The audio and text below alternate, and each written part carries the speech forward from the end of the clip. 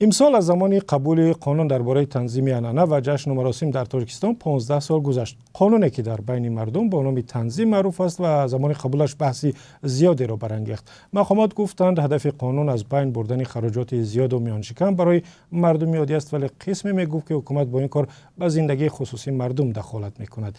یلنا باریسووا، پژوهشگری دانشگاه منچستر بریتانیا که یک سال در ولایت سوخت بوده است، تحقیق کرده است که این قانون تا کجا به عرف و عادت و عنعنه ها تاثیر گذاشته و مثلا عروسی های مردم را به تنظیم درآورد یا نه. یلنا باریسووا حالا با ماست. تشکر برای وقت شما. می توانید اولا که درباره تحقیق خود بگویید؟ Я начну с того, что я хотела бы рассказать про методологию своего исследования. من می‌خواهم از اصول پژوهش خود آغاز کنم، زیرا برای آن مهم است که من چگونه به خلاصه‌های معین آمدم. می‌توان گفت که مسئله تنظیم در جریان پژوهش من ناگهانی پیدا شد. تیر ماه سال 2017 من برای یک سال برای تحقیق مسئله مهاجرت به حیث عنوانجو به تاجیکستان رفتم. می‌خواستم با خانواده‌های صحبت کنم که از حق ورود به روسیه محروم شدند و مجبورند در تاجیکستان بمانند و زندگی خود را به طور چشمگیر تغییر دهند. از قضا و با وجود محروم کردن مردم زیادی از حق ورود به روسیه در سال 2016 من با آدمانی که در واقع به این حال افتادند دچار نشدم. بعداً معلوم شد که بسیاری ها راه حل را یافته و دیگر باره به روسیه برگشتند. با وجود این من به مسئله مهاجرت پرداختم و تصمیم گرفتم ببینم که چگونه مهاجرت به زندگی روزمره مردم تاثیر می‌گذارد. در محلی که من کار می‌کردم عملاً خانواده وجود ندارد که کسی را در روسیه نداشته باشد. من از پژوهش‌های پیشینه می‌دانستم که مهاجرت با خرج و خراجات در مراسم‌ها تأثیر بسیار زیاد دارد و بسیاری‌ها مهاجران را سرزنش می‌کردند که آنها برای نشان دادن مقام اجتماعی خود یا خودنمایی منتظم خراجات توی‌ها را زیاد می‌کنند. وقتی من آنجا بودم تغییرات به قانون درباره رسم و عنعنه‌های ملی حکم اجرا گرفته بود که من آن را تنظیم می‌نامم. در واقع بسیاری ها این مسئله را بررسی می‌کردند و می‌کوشیدند بفهمند تنظیم علل خصوص برای آنها چی معنی دارد. از این رو من تصمیم گرفتم یکی از باب‌های کتابم را به مسئله جشن‌های عروسی و خراجات در مراسم‌ها بخشم. از بس که این یک مسئله حساس است، سعی کردم از مردم ضمن مصاحبه‌ها مستقیم در این باره نپرسم و به مشاهده و گفتگوهای رسمی تکیه کردم. من مدت یک سال در تاجیکستان بودم و با آدمان زیادی دوست شدم. من در گزارشم درباره وضع فرهاد می نویسم که نام مستعار بوده و نام واقعی او نیست. درآمد زیادی فرهاد از حساب هنرنمایی در توی و مراسم ختنه بود. در موسم جشن‌ها در تابستان اوگاه‌ها در یک روز 3 دفعه می‌سرایید و از همین حساب خانواده‌اش را تمام سال تامین می‌کرد. زندگی عائله به قدر کافی خوب بود و فرهاد برای کار به روسیه نمی‌رفت، ولی بعد اصلاح قانون تنظیم آنگونه که شما می‌دانید بسیاری از مراسم و جشن‌ها را کم و یا کاملا منع کردند. مثلا دیگر اجازه نبود که ختنه توی را با دعوت مهمانان زیاد و یا سرایندگان برگزار کنند. دعوتنامه‌هایی که فرهاد می‌گرفت یک بار در پیش چشم من کم شد و زمستان او تقریباً به منبع درآمد ماند. به غیر از این برای دختری کلانی او که در دانشگاه می‌خواند پیوسته خواستگاران می‌آمدند و او نمی‌دانست چی کار کند. چون می‌فهمید که جشن عروسی چقدر خرج دارد. در نهایت او قرار کرد دخترش را به شوهر بدهد و من شاهد تمام آمادگی‌های آنها به توی، خود توی و اتفاقاً بعد توی بودم. این تجربه به من امکان داد مستقیم ببینم که چگونه تنظیم به وضع آدمان مثل فرهاد تاثیر گذاشت و چگونه مردم سعی میکنند در منافع گوناگون خود توازن را رعایت کنند و قانون را هم پایمال نکنند. قانونی که هدفش کمک به مردم در کم کردن خرج در جشن‌ها بود، برای فرهاد نتیجه برعکس داد. معلوم است که مردم زیادی از تاجیکستان برای برگزاری جشن‌هایشان و یافتن پول در شرایط سخت در روسیه کار میکنند. فرهاد که دخترش را شوهر داد و از درآمد هم محروم شد، ناچار به روسیه رفت تا قرض‌هایش را برگرداند. قراری رفتن برای فرهاد آسان نبود، زیرا آنگونه که ما می‌دانیم به قول او روسیه کورورت نیست. Это решение было для него очень непростым, и, как мы знаем, как по выражению самого Фархода, да, Россия – это не курорт. شما میگوید وقتی فرهاد میخواست درباره برگزاری توی تصمیم بگیرد گفت که عرف و عادتهای ما را میکشد. این را چگونه فهمیم؟ ندای نومیدی یا چیزی دیگر؟ Это очень хороший вопрос. Я думаю, что можно понимать это в нескольких смыслах. Во-первых, конечно, ин як суоли бисёр хуб аст. ба фикри ман чанд маънӣ дорад. аввал ин ки дар тоҷикистон ҳама бори иқтисодиву иҷтимоии тӯи фарзандонашонро медонанд. аз ин тараф ин як нидои ноумедӣ аст. ба назари ман дар феҳристи маросимҳо дар осиёи марказӣ ба ин ҷанба таваҷҷӯҳи бештар дода мешавад. ба назари ман барои дарки печидагӣ ва чандпаҳлӯ будани вазъ мо бояд аз чаҳорчӯбаи иқтисодӣ берун омада ва васеътар нигоҳ кунем. вақте Фарҳод мегуфт ки анъанаҳои моро мекушанд, фақат бори иқтисодии тӯйро дар назар надошт. арӯсӣ дар тоҷикистон як рӯйдоди бузурге дар зиндагии инсон аст. бар иловаи мақоми шавҳару занро гирифтани ду нафар, арӯсӣ робитаҳои иҷтимоии наве байни аъзои хонаводаҳо, бародарону хоҳарони арӯсу домод, ҳамсоягон ва ҳамкоронро ба вуҷуд меорад. бисёриҳо барои баргузории тӯй саҳм мегузоранд. масалан, дар оилаи Фарҳод тамоми хоҳару бародарони ӯ миқдоре пул ҷамъ карданд. агар каси дигар ҳам ҷашн медошт, онҳо ба якдигар ҳамин гуна кӯмак мерасонданд. мардум аз роҳи хизмат дар арӯсиҳо ҳам барои баргузории ҷашн саҳм мегиранд. аъзои хонавода, ҳамсоягон дар таҳияи дастурхону пешвози меҳмонон мадад мерасонанд. ҳамаи ин барои нигоҳ доштани иртиботу муносибатҳои хуб байни ин мардум ва ҳам танҳо оилаҳои арӯсу домод мусоидат мекунад. дар шароите ки ҳимояти иҷтимоӣ аз сӯи давлат вуҷуд надорад, ин муносибатҳо бисёр муҳиманд, зеро ба инсон кӯмак мекунад ҳангоми пеш омадани мушкиле аз якдигар иттилоӣ ба даст оварда ва ё ҳатто дар Тоҷикистон ё Русия кор ёбанд. барои ҳамин ин ҷанбаи арӯсиро набояд дасти кам гирифт. инсонҳо барои ҳифзи робитаҳои иҷтимоӣ сармоягузорӣ мекунанд. арӯсӣ ҳамчунин оғози ба роҳ мондани иртибот миёни қудоҳо аст ва урфу анъанаҳои пеш аз тӯй мисли меҳмонӣ рафтану ҳадя бурдан бо ҳадафи он аст ки байни ду тараф муносибат барқарор карда шавад. барои ҳамаи ин талошҳои ҷисмонӣ, моддиву маънавӣ зарур аст. масалан, Фарҳод ба ғайр аз хароҷоти молӣ ҳамчунин бисёр ғам мехӯрд ки қудоҳо бо духтараш чӣ гуна муносибат хоҳанд кард. ӯ мехост арӯсиро тавре баргузор кунад ки ба оила ва тамоми аҳли ҷомеа нишон бидиҳад воқеан як падари ғамхори духтараш аст. барои ин бояд ҳама корро бар асоси меъёр ва ё қоида анҷом медод. вале масъала ин аст ки ин меъёрҳо иваз мешаванд. бисёр мушкил аст ки ҳама қоидаро риоят карда падари хуб соҳибхонаи меҳмоннавоз буд. қудоҳоро розӣ нигоҳ дошт ва касеро наранҷонд. бар иловаи ин ҳама қонунҳоро риоят кард ва воқеан девона нашуд. баъди ҷашни арӯсӣ тамоми оила хаставу монда ва Фарҳод бемор шуд. ҷанбаҳои дигари ин гуфта ки анъанаҳои моро мекушанд, шикоятҳои оммавӣ аз харчҳои зиёди ҷашнҳо як навъ баёнгари қаробати фарҳангӣ аст. ин ибораро мардумшинос Майкл Херцфелд ба илм ворид кардааст. ин як воқеаи фарҳангист ки эҳсоси ноҳинҷориро дар фарде бедор мекунад ки бо ӯ чун каси мутафовит муносибат мекунанд. масалан, бисёриҳо ба ман мегуфтанд ки тоҷикон чунон ҷашнҳои арӯсие баргузор мекунанд ки худро дар қарз ғарқ мекунанд ва ин як расми қадима ва аҳмақона аст ки бояд мардум бас кунад. айни замон ин воқеия дар байни ҳамин гурӯҳи фарҳангӣ як асосе барои худшиносӣ ва ё ҳатто ифтихор ба ҳисоб меравад. барои ҳамин Фарҳод ба ман мегуфт ки Лена, бубин анъанаҳои моро мекушанд. инро шӯхиомез ва бо ханда мегуфт. хоҳараш инро ба ман чунин тасвир кард. шумо пулкор мекунед ва барои саёҳат, барои таҳсил харҷ мекунед. мо пул меёбем ва барои чизҳои беарзиш харҷ мекунем. барои ҳамин шумо рус ҳастед ва мо тоҷик. ин гуфтаи ӯ ҳамаро ба ханда овард. Она мне сказала: вот вы зарабатываете деньги и тратите их на путешествия, на образование, а мы зарабатываем деньги и тратим их на барахло. Поэтому вы русские, а мы таджики. Это вызвало бурный смех всех присутствующих. Я был в Таджикистане в течение этих 5 ман дар Тоҷикистон будам ва муддати 5 соли ахир бо ҳар касе ки суҳбат доштам аз қонуни танзим истиқбол мекард ва мегуфт ки он баргузории ҷашнҳои арӯсӣ ва дигар маросимро осон кард, чун хароҷот кам шуд. бовар дорам шумо ҳам дар ин бора суҳбат кардед. дар воқеъ чунин ҳаст? Вы со многими тоже говорили об этом. Действительно так и есть или нет?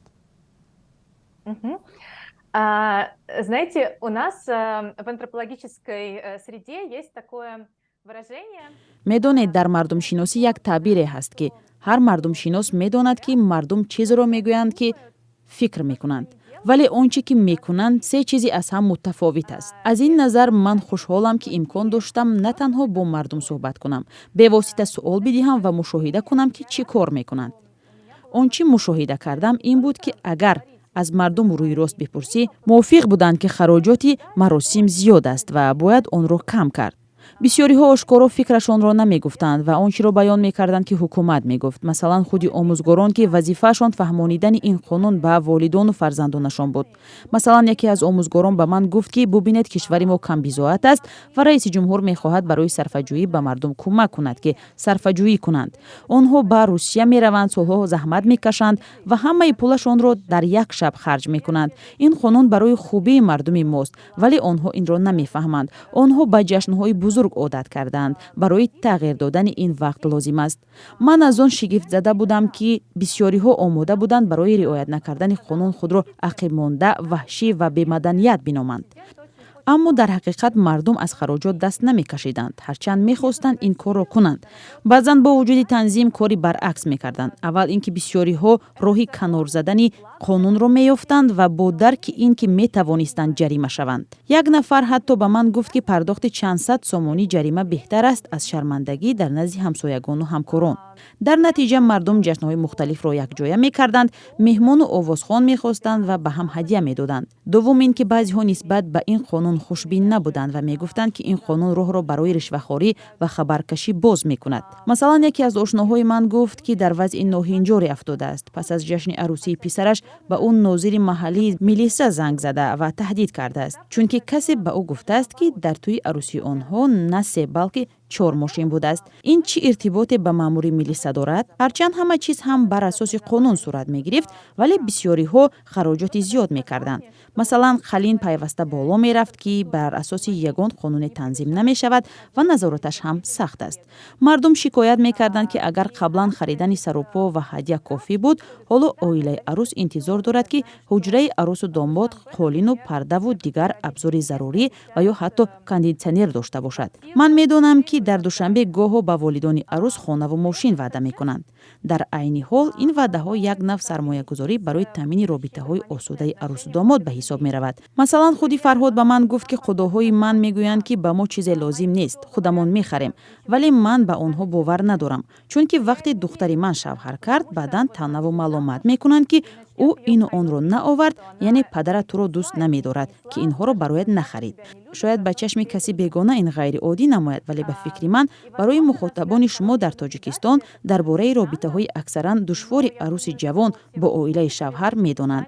برای همین به نظر من چیزی عجیب نیست که والدان عروس میخواهند از این راه دختر خود را از مشکلات امن نگاه دارند. Родители невесты пытаются таким образом как бы подстраховаться. شما در تحقیق خود میگویید قانون تنظیم در نهایت امر مناسبتی بین عائله ها را دشوار و به خودشناسیشان تهدید میکند. Да, конечно. Как раз продолжая мою мысль, можно сказать, что отношения между двумя семьями выстраиваются через ритуальные мероприятия. میتوان گفت که رابطه های بین دو عائله در زمینه مراسم و تبادل ها اساس می‌یابند. در ولایت هایی که من تحقیقات انجام دادم، با وجود تنظیم ختم قرآن، داماد براران، جیغ زنک و دیگر رسم و آیین بود. همه اینها نه تنها خراجات مالی دارند، برای آدمان مهم است که آبرویشان را حفظ کنند و عیب نشود. در این زمینه تنظیم کار را مشکل می کند. آدمان در دو راه می مانند که کی را به توی دعوت کنند، چون فقط دعوت 150 مهمان اجازت است. یک مرد به من گفت که یک خویش دورش او را به توی دعوت نکرد و او رنجید. مردی تحصیل کرده و کارمند سازمان غیر حکومتی بود. من از او درباره تنظیم پرسیدم. او گفت که میدانم طرفدار قانون هستم، ولی با وجود این آزرده شدم که مرا به توی دعوت نکردند. این یک نمونه است. نمونه دیگر این مذاکرات درباره جشن است. من مشاهده کردم که بین عائله های داماد و عروس بدگمانی وجود دارد، به شرطی که خویش نباشند. مثلا حالت‌هایی هست که یک طرف می‌خواهد همه چیز با رعایت قانون صورت بگیرد و در لحظه اخیر معلوم می‌شود که انتظارات عائله‌ها از هم تفاوت دارد. با فرهاد چنین شد. خدایش گفت که عروسی بی‌لطه و یا همان تبدیل هدیه‌ها می شود. ولی وقتی ما بعد توی به خانه آنها رفتیم، آنها به همه بسته های هدیه تقدیم کردند، مثل روی مال یا سچاق. فرهاد بسیار ناراحت شد، چون инро интизор надошт ва рӯзи баъд ночор давида рафту барои худояш ҳадя харид. ин гуна ҳолатҳо бисёр зиёданд. барои ҳамин он гуна ки қаблан гуфтам, мардум сай мекунанд аз тарси ояндаи духтари худ ҳар чӣ ки лозим медонанд барои худои худ пешниҳод намоянд. илова бар ин ҷанбаи муҳоҷиратро бояд зикр кард. бисёре аз афрод солҳо дар тоҷикистон нестанд.